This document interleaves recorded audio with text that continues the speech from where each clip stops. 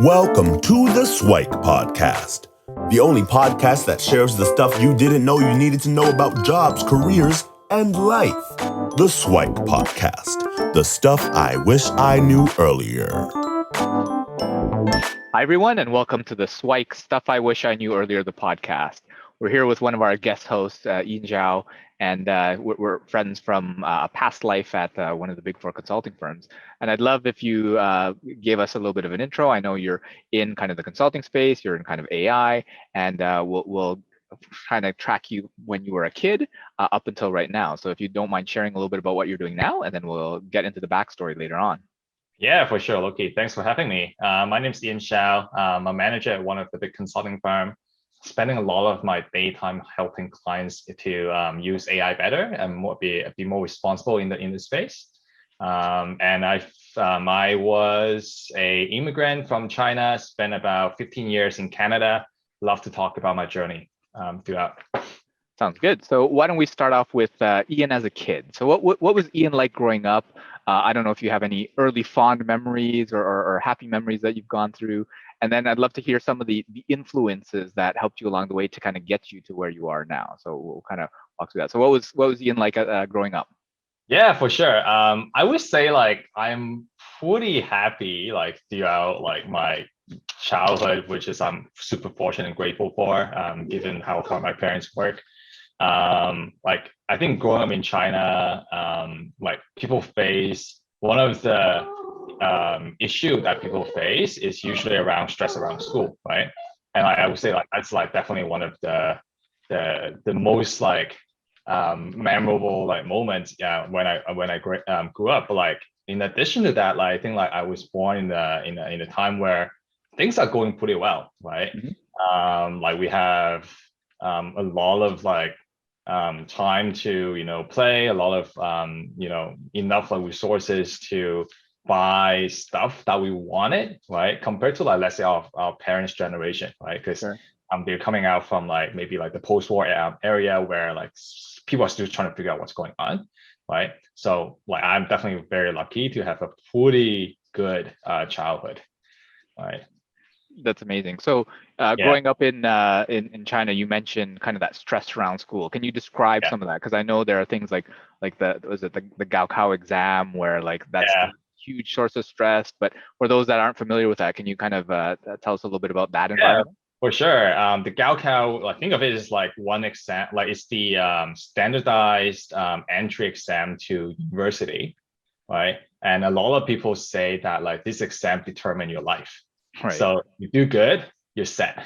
If you don't do well, then like you're kind of doomed, right? Like based on what my experience and my friends' experiences, it's kind of over exaggerated, I would say, but like definitely impose a lot of like stress for student like myself included going through that process because you don't want to take the chance, right? So one is it definitely like impose a lot of like stress like for just going through like years of study, but at the same time the good thing coming out of that is it trains you to be a lot more disciplined, I would say, right? But like again, like going back to my earlier point, like I think we definitely had the luxury of like having more resources than our parents. So we do have, we can definitely spend time outside of the classroom to pursue like other hobbies and stuff like that, right? Cool. Yeah. So tell me a little bit about kind of what you thought you would be doing, assuming that you aced the Gaokao or whatever, right? Like, do you have a sense on, because the typical Asian is doctor, lawyer, accountant, engineer, that sort of thing. Did you have those aspirations? And obviously you're in consulting right now. So how did that kind of factor into the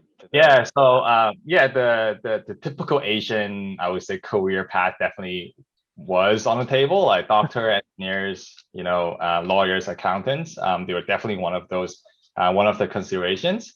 But when I was in China, I actually want to become a fighter jet pilot. Interesting. Cool. So that's actually what I wanted to do after like me finishing the exam, right? But my mom did not like that at all. Understandable, yeah. Risk that you have to take, right? But no, I ended up studying electrical and computer engineering in Canada, right? And then I became a consultant, a business consultant afterwards. But definitely still stay really close to the technology space. Happy to talk about our journey as well. Yeah. Talk a little bit about like the decision to go to Canada and kind of the application process and kind of like settling around and doing that. Like, what was that experience? Because you were an international student? Yeah, I was. Yeah. Yeah. So Yeah, talk a little bit about that process. Yeah, again, I think like I was super grateful because we had the support. So in terms of like the application process, it was not extremely hard for me personally because I went to pretty good school in China, did relatively well. So like all the entry requirements is not as it's not a chance for me at that point. Financial wise, like I think like pretty grateful to like my family, like they were really supportive and we have the right resources in place, right? I would say going through the process, the most challenging part is really just getting used to having to speak English every day. Okay. From before, which is you only speak in English classes, Right. in China, right? But yeah, so I think that would be that's one of my major I would say adjustment that I need to make going from China to Canada. And what were some of the considerations in terms of picking a school, right? So were you always focused on Canada, and then how did UST and how did you decide on kind of the various? Yeah, we meaning myself and my parents were definitely considering schools not just in Canada. We were also looking at the US as well. Okay. Couple factors that went into it. Number one is back in the days, the US to Chinese exchange rate is super expensive. So All right. Okay. it's definitely one consideration. Like we were in a good spot, but definitely not super rich, right? Right. And then second of all, it's also family, right? Because we have close family in Canada, so it's easier, at least for my parents. So I came by myself. So my parents are still in China. So when when we consider where I should go, definitely it's easier for them and also just peace of mind for them if I stay close to families. So that's why we narrow it down to Canada. And within Canada, I think the obvious choice is Toronto or Vancouver for Asian background people, right? Because it's a more population in those two cities. And it just happened to my uncle who's in Canada. He's in Toronto, so that's how I landed in Toronto. Yeah. And were your parents, did they have anything to do with the engineering side, or did you have a lot of engineers in the family? No, I'm actually the first engineer in the family. Okay. My dad is a architect, so he still practice. I wanted, like when I was deciding for to choose what to study, obviously like being a jet pilot is definitely on the table. Okay. Then it's between the traditional, I would say the Asian careers, like lawyers and doctors, whatever, right? I was super bad in biology, so doctor is definitely not for me. I don't get excited about accounting, so I can do it, but I don't get excited about it. But I'm really excited about physics and chemistry, and also computer. So if you look at that, the subset is, you just point towards like engineering and computer science. Okay, cool. So you're now, I guess, in Toronto studying engineering, and now you have to speak English on a daily basis. What was the process like, or what was the experience like, kind of integrating in, getting used to kind of the new culture? Did you experience some of the culture shock? Because I've heard mixed stories where some people like, well, because Toronto's so multicultural, actually, it's not. But what was your experience like? It's a mix, I would say. And I think like for me, I was pretty intentional to integrating into, I would say, the English speaking community, just because like I know I want to develop my career here in Toronto, so I have to speak good enough English, right? So I spent a lot of time, hanging out with English speaking communities in university, right? Versus a lot of some of my peers will actually stick with their own maybe Chinese speaking groups. I still do that. I definitely love my identity. I do have connection to the Chinese speaking communities, but on a day-to-day basis, I really want to focus my time spending more time with like people who can teach me how to speak proper English, Sure. right? And like there's no shortcut. You just need to spend time and spend time speaking it, practicing it, and also just really understanding like how like the nuances in different way of people articulating messages, right? So definitely spend. I would highly encourage people to focus in this area if they are thinking about transitioning. Yeah. And were you very purposeful about that in terms of like every day you reflected, oh, okay, what did they mean by that? Or you have to look up in the dictionary different things, or were there any like programs that helped you along the way, or was it really just like through osmosis you picked it up or something else? Yeah, I would say that it's a latter case because I couldn't carry a dictionary around. Okay. And also at the same time, I think like it's also part of the process. I would say, like, I would just ask them, hey, what do you mean by this? Okay. Even like it might be normal for like people who speak English as a first language, but Sure. like I've never come across people who laugh at you when you actually are asking what you mean by that, like in a genuine way, right? Because they know you don't know. Yeah. And it's also like forced me to communicate and try to comprehend what English people or what English speaking people mean by different lingos, for example, or different when they make jokes, right? Like sometimes like it's hard to pick up some of those cues, you know. Was there anything particularly like challenging for you to understand, or what was the most like this thing didn't make sense for the longest time? Was there any of those types of moments that you can recall? It's less about the latter. It's more about like the most challenging part is really try to like pick up the accent, I would say, or eliminate the accent. I still have it, but like it's really hard to completely get rid of it, right? Especially when you try to learn and try to speak so much when you're later in, like when you're a bit older, right? But I say older when I was like 16 or 17. Yeah. But it's a lot difficult at that point compared to when you're trying to pick it up when you're like 4, right? So actually, we have one of our previous guests is a speech language pathologist, and they actually specialize in kind of accent modification. Where so if you're interested, you can love to do that. Yeah. Love to like get some help on that. Yeah. So it sounds like it's just kind of a little bit of that fitting in, and it sounded like part of the great things is you were always willing to kind of ask and be curious about that, and that really helped you along the way. So as you're progressing through your university career, then how did consulting come into play? Because for me, that was not on my radar at all. So I'm not sure where it was for you in the process. I think it's just by accident. I did not consider being a professional consultant when in school. I wanted to become a engineer working at, let's say, Hydro One, right? Or be a software engineer working at like Google, for example, right? So I think it happened by chance because I think one of my closer friend at school, he's like maybe 2-3 years older, but he went into consulting, right? So that kind of gave me the exposure to it. And kind of planted the seed, right? And how I, in terms of how it became my career of choice right out of school, I think a lot of I think it happened over time.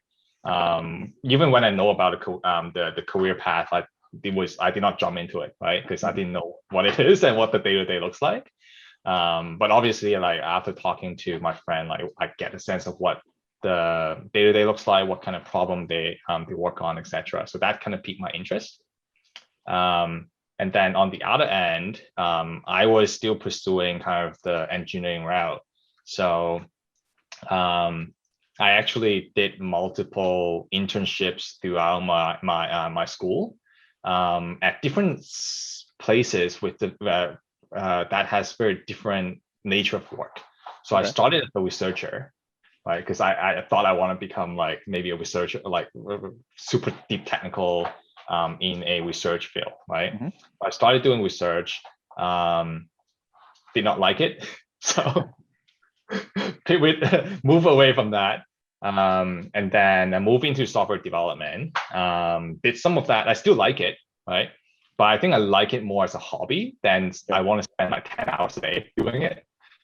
And then slowly moving into more business focusing roles. At U of T, at University of Toronto, we have this program called PY. So essentially it's a 16-month co-op program that you take between year 3 and year 4, right?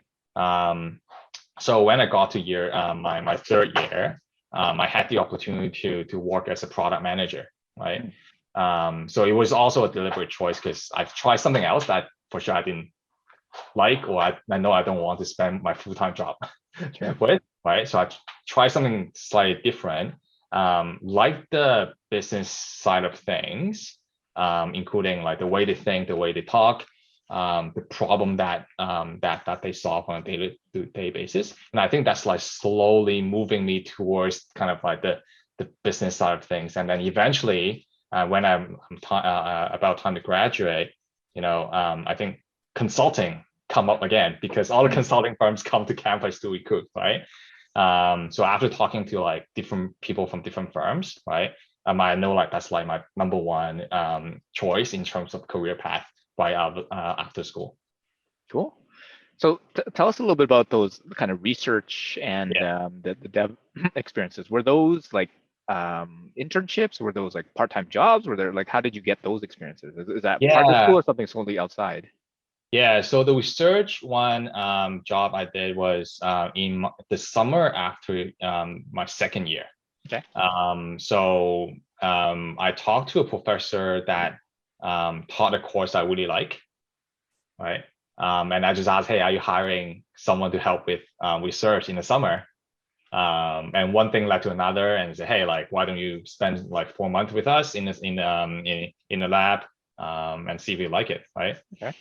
So that's really it. That's really it. It's not a job that I apply through a public posting. It's just talking to someone that you respect, that you want to spend some time with, you want to learn from, and see where that goes. Mm-hmm. And then the other one, like the software dev, those weren't like official jobs, or were they? No, they're not. So the software one is mostly a side project. So I'm always interested in startups or building something, right? As an engineer. So a friend and I decided to spend some time in the summer to create something, right? And part of that requires writing software, right? So that's kind of my exposure to it. It's not a formal job or anything, right? But it still gave me the experience of programming. So it sounds like for those opportunities, one of it was just staying connected. So that connection with your professor and expressing interest. And I guess the second one is also interest, where you guys decided to take that interest to the next level and actually do something about it and just kind of experiment on that side. So cool. And from your path, I guess, now that you're close to graduating, you found consulting again. How was the hiring experience, I guess, after graduation? Did you have something waiting for you when you graduated, or did you have kind of the foresight to start applying beforehand, or what was that process like? So I did plan a bit beforehand. So I was lucky enough to actually have a few offers before I graduate. So I definitely did not want to wait until the end where I was, what I'm gonna do now, right? I did go through the process with consulting firms. I would say in the first or second month in my fourth year, because that's usually what the campus recruiting cycle looks like for consulting firms. Went through the process, and as you know, like I think the process is pretty straightforward and transparent and short. So I have the offer, I think I would say mid-October in my first semester in my fourth year, which is great because in my second semester I can just do whatever I want and don't have to worry about it. Right. Yeah, and I guess as a word of guidance for folks that are in school, plan ahead, right? Because some firms do hire well ahead of graduation, sometimes a year in advance, sometimes 8 months, sometimes 4 months or whatever. So don't wait until like the April before graduation until you start looking, because sometimes a lot of the prime roles are already taken out. So yeah, for sure. I think like as students or a listener to the podcast, I think like the summer, I would say like the third and fourth year will be like the prime time to get ready, because a lot of company will be hiring for interns who are in their third year, right? And a lot of those internships actually lead to full-time positions after you graduate, right? And then fourth year is obviously for full-time positions. Yeah, definitely. Yeah, so having run campus, I think the easiest way to get a full-time hire is go through a co-op and then get hired as a full-time, because actually the co-op hiring process is actually a little bit easier in the sense there's fewer activities, fewer interviews to go through, and then it's and also less technically expectation from the employer too, right? Because they Yeah. know you're still a student. For sure. And then it becomes like a 4-month-long interview, right? Because we do have the option of saying no, but chances are you still do pretty good and you can continue on. So now that you're in at Deloitte, or you said you had 2 offers, so you had a choice. So how did you make a decision between one and the other? Like, what were your choices? Yeah, I think it really comes down to salary, because Okay. just full transparency, and I think that's something practical that we have to consider, right? Sure. Because like given my own personal situation, I do want to kind of set up my roots in Toronto, right? So having a decent salary definitely helps in terms of like, let's say, buying a house, for example, right? And also having more saving to travel in Canada. Yeah. That also helps. So salary is definitely number one. And then I would say the firm reputation is another one, right? So I got an offer from a big firm, another one from a mid-size, mid-market firm, right? I took the one from the big firm because number one, better salary. Number two, better brand name, so that bigger company usually offers like more like a bigger platform to grow, right? And also there are mechanism in places to help train younger folks, right? And then if at one point decide to leave, right, it's a good name on a resume, so Sure. that people recognize. Cool. So talk to us about kind of the startup into consulting, because you know a little bit about it but weren't too familiar with it, and then how was kind of the journey there, and then you decide to leave, and then spoiler alert, you came back. But show us if you can describe a little bit about that journey. That would be helpful for folks. Yeah, I think like in terms of like my experience joining the firm, it's not very different from what I expected, because I did talk to a lot of people throughout my interview process. And just as I prepare for interviews, I start knowing more people who spend time in the consulting industry. So I kind of know what they do on a day-to-day basis. But obviously, like, depends on the firm, depends on the practice or the group you join. The work you do is slightly different, right? So for me, I think like not much surprises in terms of what I do. But what I would say I needed to adjust is to learn how to manage up. And that's something that I still need to I think we all need to learn how to do as you progress in your career, just managing up, managing sideways, managing down, right? Sure. But when I joined, it's like kind of at the bottom of the totem pole, you can only manage up, right? So that's something that I need to learn, because in consulting, we do work in a pretty high pace environment, right? It's definitely not a 9-to-5 job. Sometimes directions and the work are not very well defined, right? It's very different from school, where, hey, like, just answer this exam question, right? Then you get like 100%, right? Or you have like past exam that you can practice on. The stuff you do in consulting firm is, I would say, almost the opposite of that, right? So definitely need to spend some time learning how to navigate and manage like uncertainty. That's something that I spend a lot of time learning to do. Now, after I spent about 4.5 years at the firm, there's a couple opportunities that came up, and then that opened up opportunity for me to actually explore other options, right? To your point, so I actually left the firm. I spent a year in New York, just because I actually want to spend some time in a different city before it's too late. So I highly recommend to live in New York if you get a chance once in your life. So I spent some time there, and then I joined a tech startup in Toronto, and then we spent about 2 years working on that. We actually exited from that. We got acquired by Square, and then that also opened up an opportunity for me to think about, hey, what's next, right? And then I decided to come back to the firm. Cool. So can you go back to, I guess, that first exit? So you decided to go to New York. Yeah. What are kind of the circumstances or the decision considerations that were being had at the time? So were you like kind of at a plateau where you didn't want to, couldn't learn anymore, or was it more like, ooh, there's this bright shiny object and have to go follow it, or what are some of them? I think I'm just like very curious about like what it's like outside of Toronto, because I think at that point in time, I spent about almost up to 10 years in Toronto. Okay.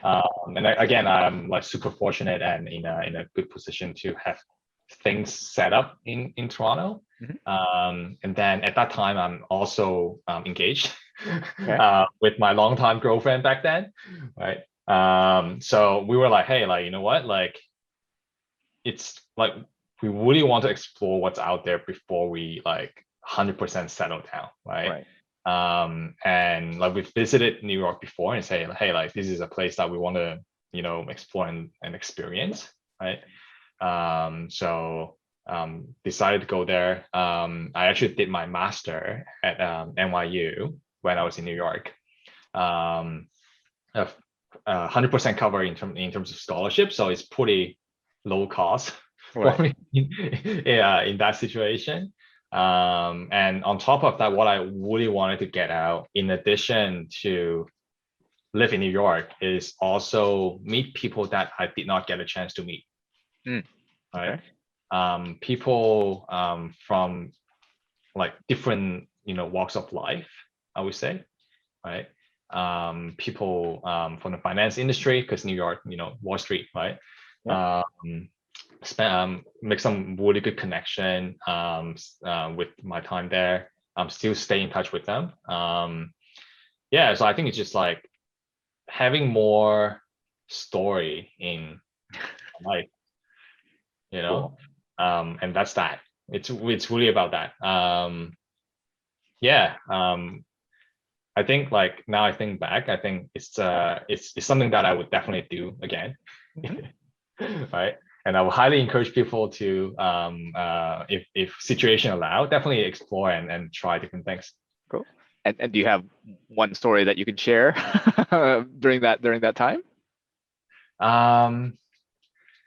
Yeah, crazy story. So when I was in New York, I actually got recruited by one of the top hedge fund in New York.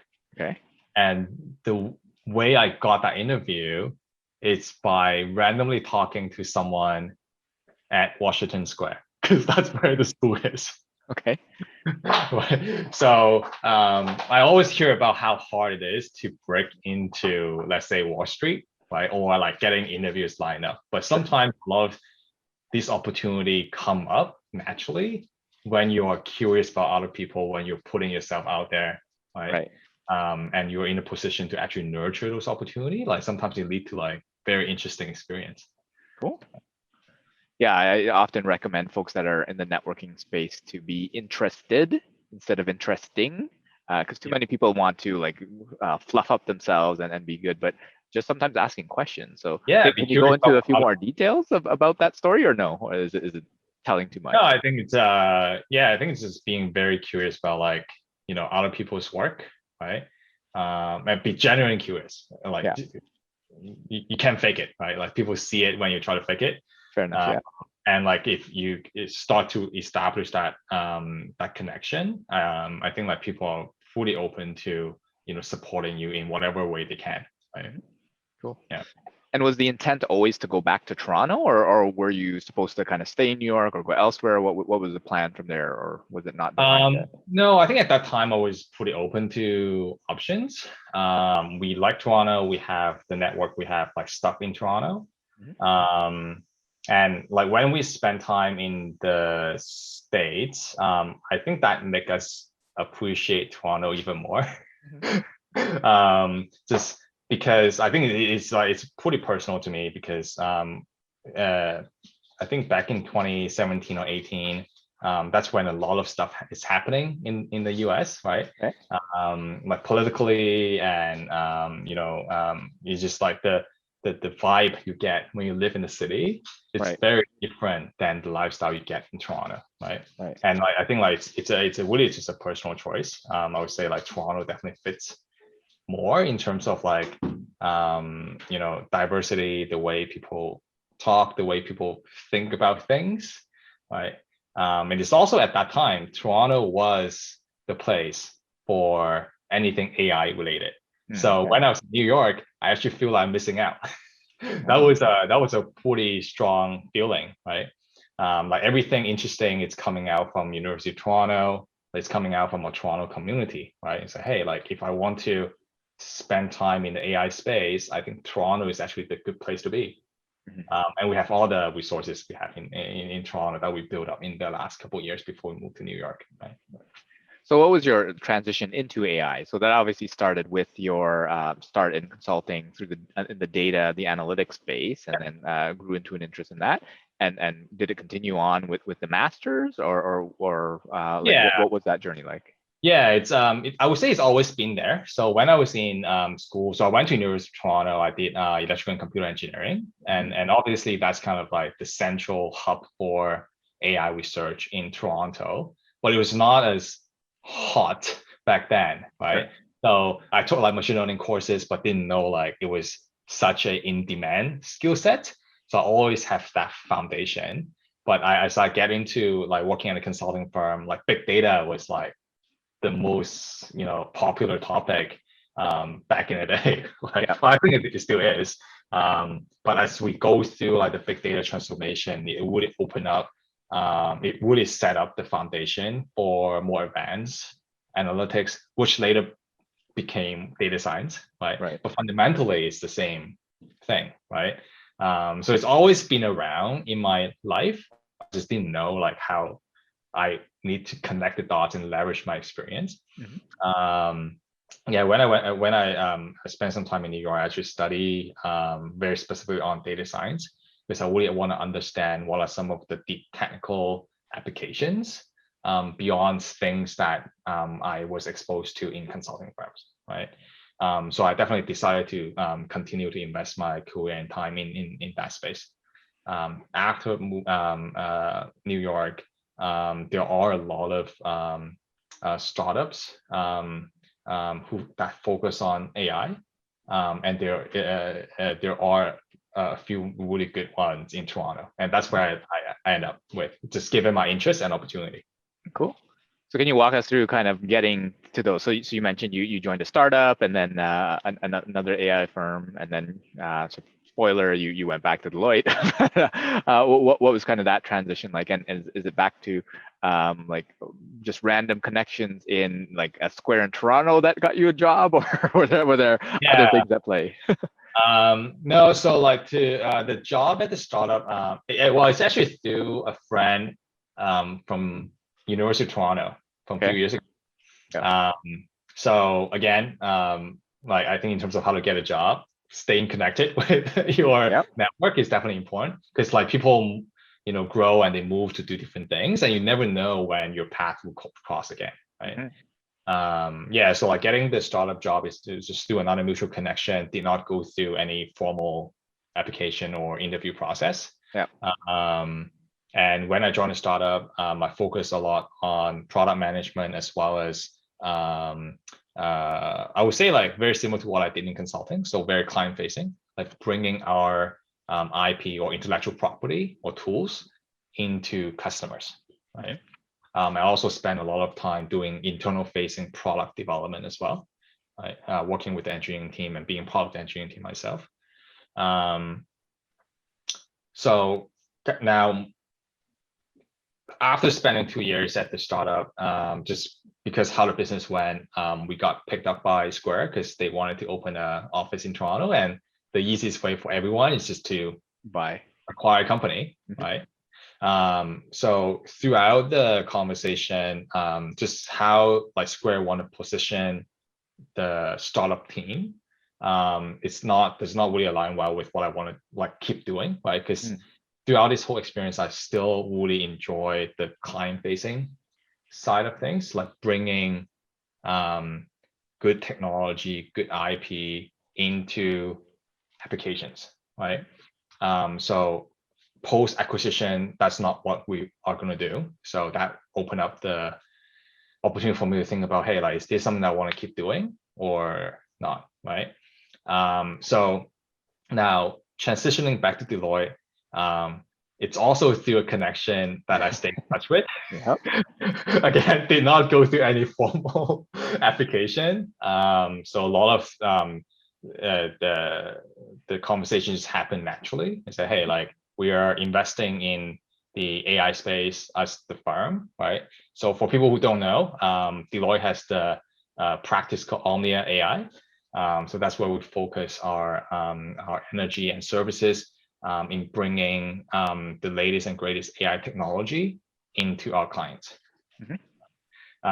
So at that time, Deloitte, I would say, just started up this practice, and they wanted to have people to come help build out different service offerings, right? So because my experience with my first chapter at Deloitte, right, as well as like my product experience in startups, and I think that fits what Deloitte Omnia AI is looking for in terms of their plan forward. So it was a mutual fit, and again, super informal process, just through connections that I built and nurtured throughout my career. Yeah, that just speaks towards the power of networking. And like, if you don't want to have to go through the rigor of like the whole resumes and the applications and all that sort of stuff, you're better suited to do that anyway, because that whole process is so convoluted and challenging anyway. So a question on the startup one. Did you end up like, were you early enough to pick up any like exit out of that, or was it just got some share, obviously not enough so that I can retire now. So got to keep working. Yeah, so you got to keep working. So that's amazing. So that kind of brings us to present day, and there's probably a bunch of other stuff along the way. I know you try to do like a analytics bootcamp along that, and maybe speak a little bit to that journey and what you were trying to accomplish with that. Yeah, for sure.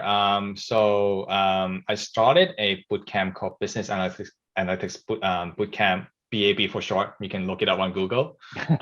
So it's I would say it's a very targeted offering to students or professionals who's interested in technical analytics as well as business, right? So I've always interested in startups, and I think deep down, like fundamentally, it's just about building something new, right? And getting the feedback from people. Obviously, like I prefer good feedback, but part of it is just like learning and pivoting, right? So I really enjoy that process as well. So when I think back in 2017, and I think that's really like when data science and analytics hiring boomed, right? But I saw there's a gap in terms of what school and I would say education service providers are not offering, which is connecting the dots between technical analytics and some kind of business domain application, right? Neither super business, like MBA course that teach you how to talk about and understand analytics, Mhm. or the other end of the spectrum where you do like a deep like machine learning engineering course, and that leads you down to the PhD route, right? Right. But there's nothing kind of in between, right? So that's something that I saw there's a white space, as well as there's a demand for it. Right? Cool. So as we kind of wrap up, and hopefully we'll have you back on discussing things on like AI and machine learning, because I know that's a hot topic and a lot of people are confused and would like a little bit more knowledge Yeah. on that. And then maybe one of the things we didn't talk about was you writing on Medium, right? So you have an account that has quite a few followers. So we'd love Yeah. to kind of get connected on that. But if you can kind of leave the audience with a few pieces of SWIKE, the stuff I wish I knew earlier, like if you could talk to young Ian at whatever stage, and maybe multiple stages of your life, when you were stressing out. So maybe for those Gaokao exams, maybe even university, maybe as you're making decisions. But what are some of the pieces of SWIKE that you would want to share for yourself? Yeah. Be even more curious about other people. Okay. And number two would be meet as many people as possible. Okay. Because I did engineering at U of D, and I spent most of my time in the lab. So definitely, if I got a chance to do it again, I would definitely like try to spend more time to meet with people from different backgrounds, not just from engineering, but from like, let's say, business, from art, from science, right? You just never know where that relationship will lead you, not just only for jobs, but just for your, I would say, your intellectual curiosity and growth. Right? And would you Yeah, say, would you classify yourself as like an introvert or extrovert, like if you were to go use those words? I would say in my natural self, I'm fully introverted. Okay. But I learned how to flex. That's Deloitte training 101. Okay. But you kind of like have to adjust it based on the situation. But I would say at my most natural self, I'm fully introverted. I love to spend my some time by myself to think, to ponder, to write, and Medium is one channel for that. Yeah. Yeah. Awesome. Sorry, I cut you off. What were some of the other SWIKE that you would want to impart on yourself? I would say try even more things if you get a chance to. Okay. And I think like a lot of the uncertainty or stress come from not knowing, right? But the solution for that is just to do it and do more of it. And as part of that, you kind of like eliminate all the things that you know you don't want to do, or you have no control of, right? Right. And as a result, you have more certainty, right? Yeah. I think that's great. For the first one on curiosity for people, obviously you kind of touted without having to go through the application process for any of those previous jobs. That definitely helps, and then out of your own curiosity as well. And if you are an introvert, then you can learn to flex and and go more out of your shell. And I'm kind of the same way as well. I'm naturally introverted, but I can connect with people. Now try even more things. I think that's a great perspective, because if you are afraid of the unknown, like the only way to learn is to to experience it, right? Exactly. And then once you start knowing that, hey, none of the stuff is that bad, then you get used to it, and then the unknown is not as scary as well. So yeah, I think that's some amazing insights. Are there any kind of future aspirations that you're looking to go into? Obviously, growing your medium and maybe more things in the AI space. Are there any other areas of interest or any other piece of advice that you'd want to share? Yeah, I definitely want to continue to spend my career and time on growing my experience in AI and product management. Continue to write, but I'm struggling to find the time and energy to write, just because it's getting pretty busy at work. That's something that I need to find a better mechanism of managing. Have not found a solution yet, but let me know if you have some good ideas. And I would say like something I want to do a bit more is stay physically active. I think it's just because of like COVID, like we all like locked, like we all locked in a room and we can't go out, right? So definitely want to spend some time getting back in shape, I would say. I'm starting to learn how, and train for maybe a half marathon. Ooh, okay. So starting today. Let's see how far that goes in like three months. Awesome. Yeah. So hopefully we'll have you back and get an update on the marathon progress, training progress, and maybe hold you accountable because you said it live in public here. So yeah, now it's in the public. So and on the suggestion for the writing, one thing that I often recommend for clients is to include what I call non-negotiable time. So basically half an hour a day, whatever you can allocate. And as busy as your life is, you have half an hour. You can do that. Like ideally at the beginning of your day before everything gets busy, and then you can't really control it. And that's the time. If you want to put a perspective on it, imagine that you have a meeting with the CEO of kind of the most important company that exists, which is Me Inc., as in your life, the CEO of your life, which is you, right? And if you really want to put it, just imagine that Jeff Bezos wants to meet with you every day at whatever, 8 in the morning. Are you going to cancel on him? Definitely not. Exactly. So put that kind of perspective on it and say, you know what, and I have to write whatever, a 500 word, 5,000 word Medium article, and you'll probably get it, right? Because there's always going to be more work. There's always going to be more stuff, and if you don't take care of the priority stuff, then it never gets done. So that'd be kind of a tidbit. That's good tip. Yeah. So and also like maybe write like shorter articles. Yeah, because like usually I try to write everything at once, but that takes a lot of time and energy to do it well, right? But if I can chop it up, and to your point, like do it maybe half hour chunks, that help. Yeah, I'll let you know how it goes. Sounds good. So perfect. So thanks a lot, Ian, for joining us, and hopefully we'll have you back for a future episode. For sure. Looking forward to it. Thanks. Thanks for joining us on the SIWIKE Stuff I Wish I Knew Earlier, the podcast. If you like the podcast, please subscribe on iTunes, Stitcher, or wherever you found this podcast. And if you can give us a review, that would be very appreciated. Feel free to contact me on LinkedIn at Lukidanu, Lukidanu, and the same on most social media platforms. And I look forward to hearing from you. Thanks. Bye.